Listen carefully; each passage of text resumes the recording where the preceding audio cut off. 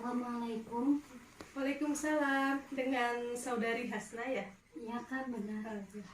Uh, Kakak senang sekali ya dapat bertemu dengan saudari Hasna. Nah, sebelumnya Hasna, bagaimana kabarnya nih? Alhamdulillah sehat. Alhamdulillah sehat. Kakak senang ya mendengarnya bahwa Hasna ini sedang sehat seperti itu. Oh iya, sebelumnya kakak baca di Indeks Infom bahwa Hasna ini panggilannya Ana ya? Iya kan. Baik. Nah, karena Hasna ini panggilannya Ana, jadi kakak ingin bertanya nih, alangkah baiknya jika kakak itu memanggil Hasna dengan panggilan apa? Ana aja kan. Ana aja ya, mungkin biar kita juga lebih akrab seperti itu ya. Baik, nah Ana, seperti ini ya, yang terlihat ya, seperti yang sudah Ana dudukin, bahwa Ana sedang duduk. Nah, apakah Ana ini sudah terasa nyaman? Sudah kan. Sudah? Ya, baik. Nah, sejauh ini, apakah kakak menghalangi pandangan Ana? Maksudnya, apakah kakak kurang maju atau kurang mundur mungkin? Apa sudah cukup? Sudah cukup. Sudah cukup saja ya. Alhamdulillah, jika seperti itu. Baik, udaranya saat ini sepertinya sedang hujan-hujan syahdu ya. Iya. Sedang hujan-hujan gitu. Benar. Apapun itu yang jelas perlu kita syukuri ya, bahwa kita masih bisa diberi kenikmatan hidup seperti itu.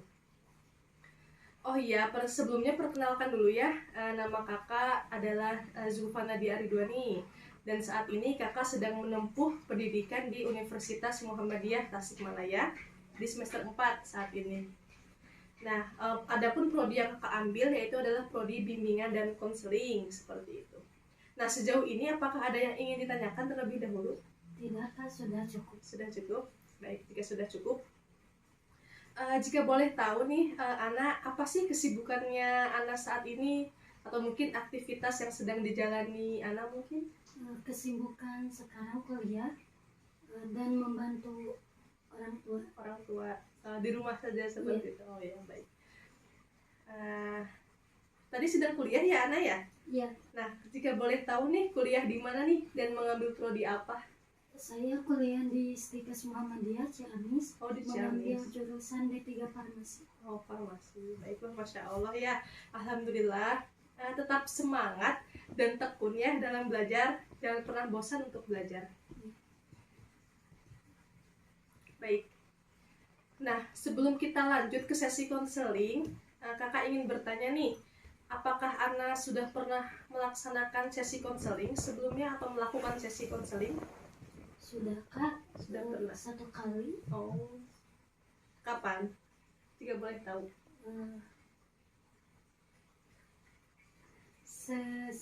Sebelum beberapa bulan. Ya, beberapa bulan ke belakang seperti itu. Oh ya. Baik. Jika seperti itu, mungkin kakak sama kakak ini berarti sudah kedua kali ya? Iya. Nah, baik, jika seperti itu mungkin Ana juga sudah sedikit terbayang ya apa itu konseling. Nah, untuk lebih mengingatkan lagi, izinkan kakak menjelaskan sedikit ya mengenai konseling biar Ana lebih bisa, ini kan karena sudah beberapa bulan ke belakang ya, takutnya ada yang lupa seperti itu. Ya. Sedikit mengenai konseling ya, agar kita bisa sama-sama dapat paham dan nyaman. Nah, konseling sendiri adalah upaya membantu atau bantuan terhadap individu, di mana kakak kan sebagai konselor dan Ana ini sebagai konseli untuk dapat keluar dari permasalahan yang sedang Ana alami gitu. Karena kan konseling ini pasti Ana tuh sedang mempunyai masalah kan melaksanakan sesi konseling ini. Jadi kakak ingin membantu Ana nih biar dapat keluar dari permasalahan. Dan kakak juga akan memfasilitasi Ana cara yang lebih tepat untuk dapat keluar dari permasalahan saat ini, hingga Ana dapat menjalani kehidupan yang sesungguhnya gitu. Nah, dan perlu diketahui juga bahwa sesi konseling ini biasanya terdiri dari 4 sesi, di mana satu sesinya itu terdiri dari 60 sampai 90 menit. Nah, mungkin sejauh ini apakah ada yang ingin ditanyakan terlebih dahulu? Belum ada ya. Baik, kalau begitu kita lanjutkan ya. Dan ini juga cukup rahasia ya, mungkin hanya kita berdua yang tahu, dan saya sendiri, kakak sendiri itu sangat memegang asas kerahasiaan seperti itu. Jadi di dalam konseling itu ada asas rahasiakan, ada asas merahasiakan apa yang disampaikan konselor. Jadi saya kan sebagai konselor itu memegang asas kerahasiaan. Jadi apa yang disampaikan oleh anak, kakak harus memegang asas itu seperti itu. Dan itu sudah diwajibkan ya terhadap kakak, terhadap seorang konselor. Nah, jika boleh tahu ya anak, jika mungkin nanti ke depannya misalnya ada orang yang ingin tahu nih permasalahan anak saat ini, misalnya orang tua ataupun saudara anak ingin tahu nih permasalahan anak tuh kemarin tuh habis di konseling tuh apa sih masalahnya seperti itu. Nah, apakah kakak itu boleh menceritakan? Karena kan kakak juga perlu persetujuan dari anak tentunya. Apakah boleh mungkin kakak menceritakan permasalahan anak?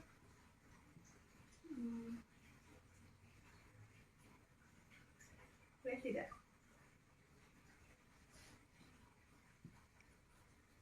Baik. Karena kakak juga perlu persetujuan dari anak tentunya.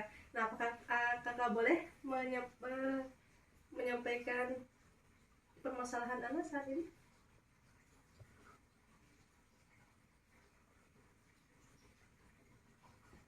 Dia sedang merasa takut, Kak. Rasanya tidak ingin berada di fase ini. Kayaknya untuk saat ini mungkin hanya kita berdua saja yang tahu ya. Ya, Cukup kita berdua dan tentunya hanya Allah Subhanahu wa Ta'ala yang tahu.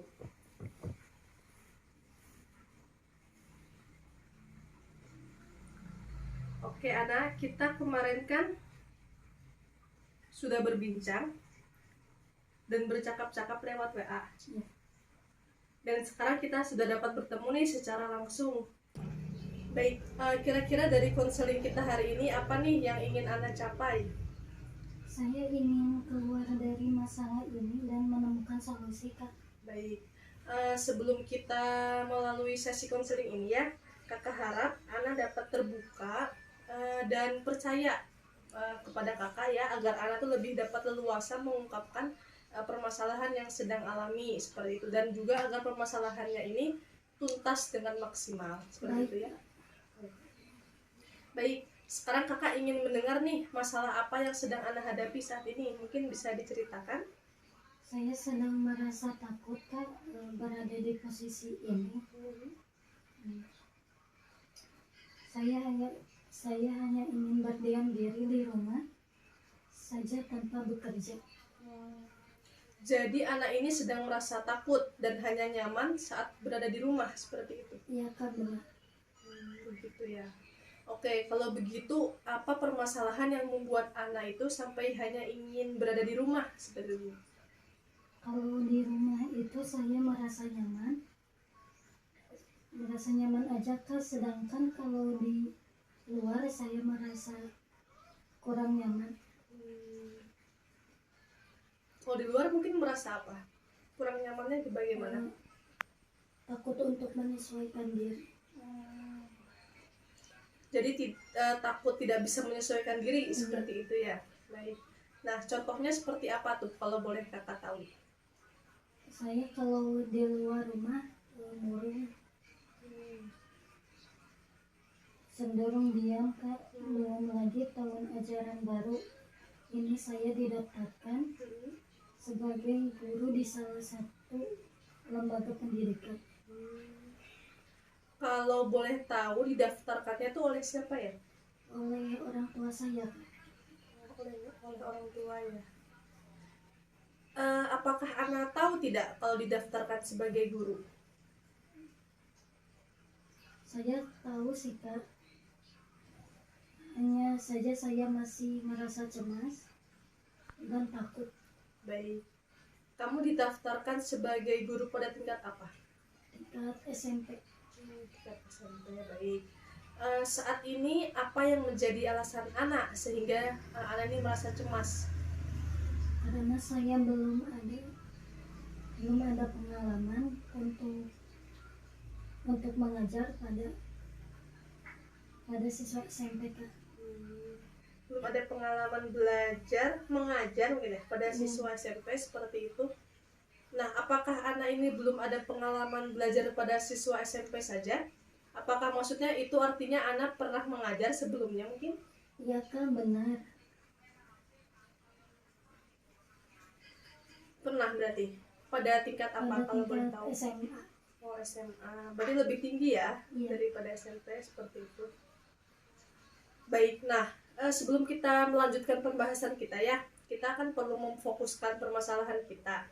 Jadi anak ini merasa cemas saat ini karena merasa belum memiliki pengalaman menjadi guru pada tingkat SMP, begitu ya? Iya Kak, benar. Baik. Oke anak, jadi saat ini apa nih yang kamu harapkan ke depannya? Nah, jadi apa yang kamu harapkan?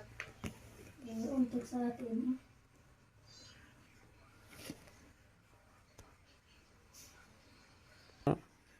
Oke anak, jadi saat ini apa nih yang kamu harapkan? saya ingin menghilangkan rasa cemas saya Kak, dan ingin optimis untuk dapat mengajar siswa SMP. Baik, jika boleh tahu saat ini, jika boleh tahu saat Ana menjadi guru di SMA itu berapa lama?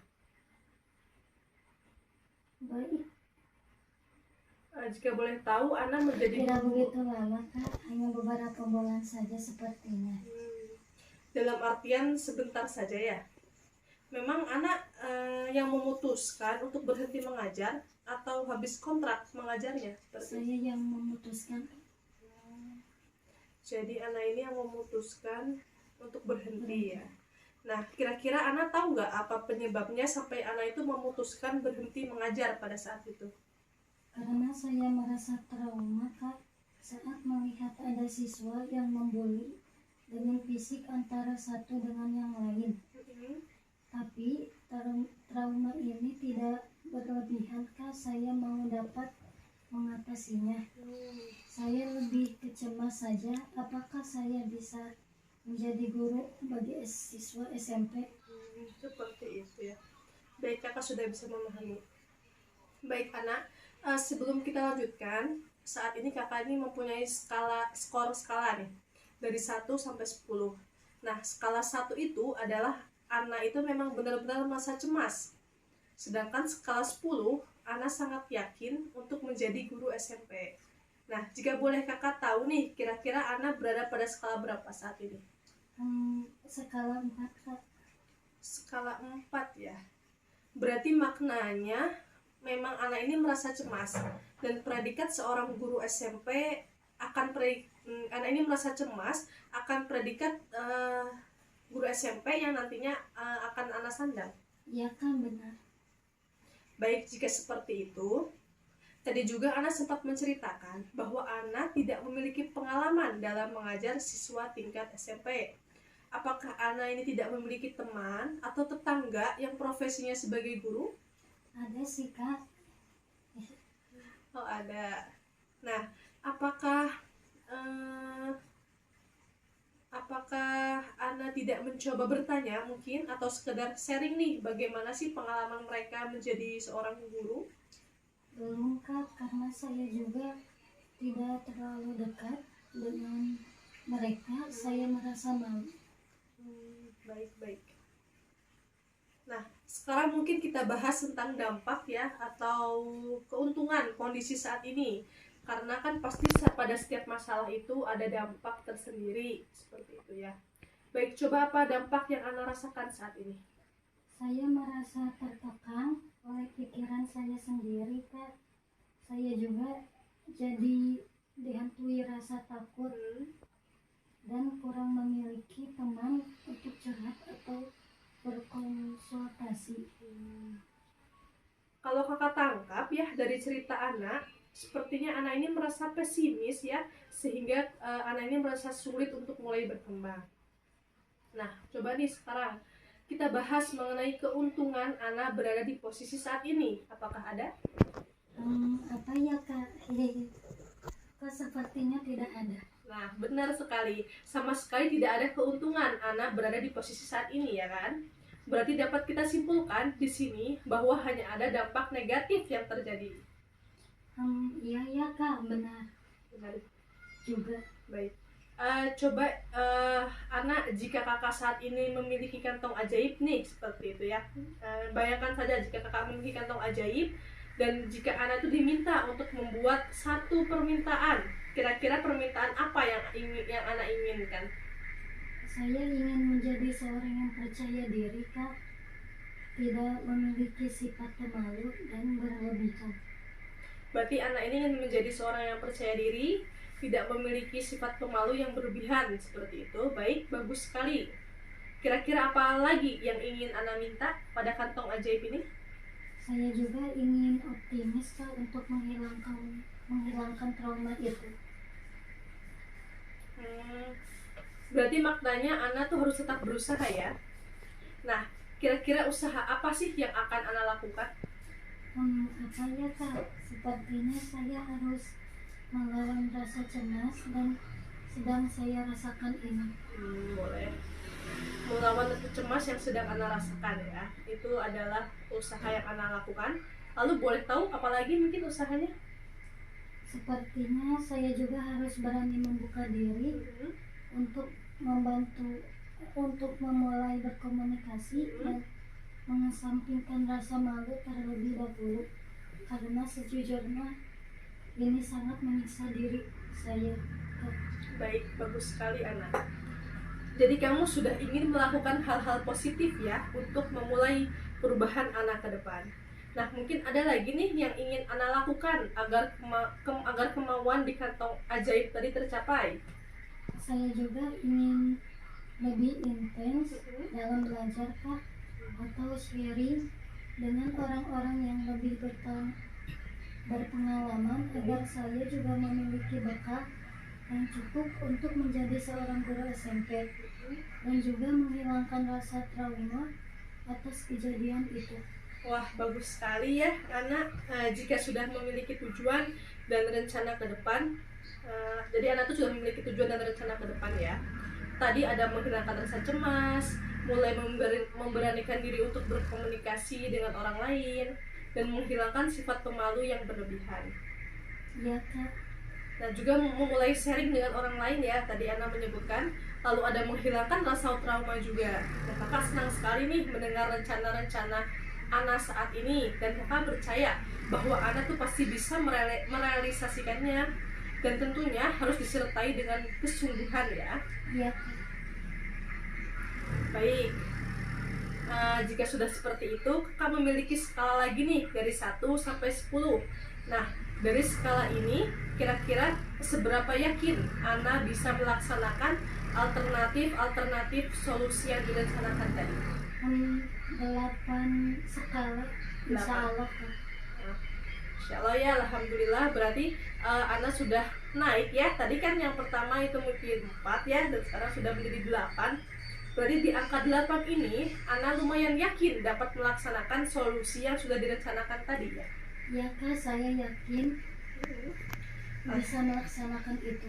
Baik, bagus sekali ya nak. Nah, jika boleh kakak tahu nih, ada hal apa lagi yang masih mengganjal Ana saat ini? Apakah ada yang ingin diungkapkan kembali? Sepertinya tidak Kak. Saya sudah cukup merasa lega bisa bercerita semua ini. Hanya saja saya jadi memikirkan perihal waktu mungkin ya Kak. Perihal waktu ya. Bagaimana mungkin perihal waktu bisa dijelaskan kembali? Iya Kak, waktu saya jadi terbuang sia-sia memikirkan rasa cemas, overthinking, ini menghalangi saya untuk berubah dan produktif. Nah, benar sekali ya Ana, ini hanya perihal waktu. Yang perlu kamu lakukan sekarang itu adalah berusaha sekuat mungkin, terus belajar dan menghilangkan rasa cemas yang mengganggu Ana ini. Iya Kak, benar juga. Baik, Ana, jika seperti itu, kira-kira kapan nih Ana akan memulai ini semua? Insya Allah detik ini juga Kak, saya yakin dimulai sedikit demi sedikit pasti ini semua akan menjadi lebih baik. Baik, bagus sekali ya Ana ya.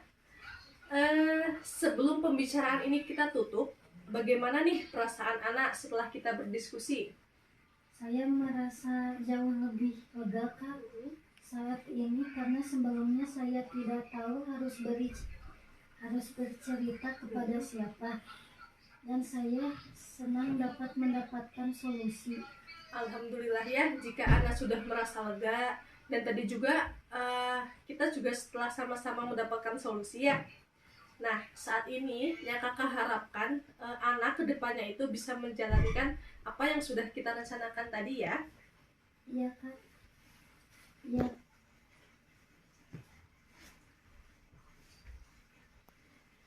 Baik, mungkin ada lagi yang ingin anak sampaikan kepada kakak? Tidak Kak, sudah cukup. Sudah cukup ya. Baik, jika sudah dirasa cukup ya, mungkin kita akhiri terlebih dahulu ya sesi konseling kita hari ini. Kalaupun nanti misal ada masalah lagi atau hal yang masih mengganjal dan ingin disampaikan nih kepada kakak, mungkin kita bisa melanjutkan sharing ya.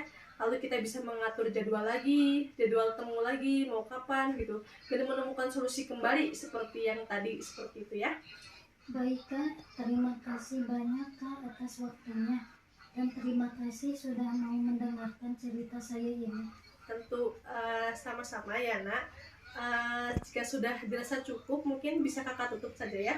Iya. Baik, kakak tutup dengan ucapan salam ya. Wassalamualaikum warahmatullahi wabarakatuh. Waalaikumsalam warahmatullahi wabarakatuh.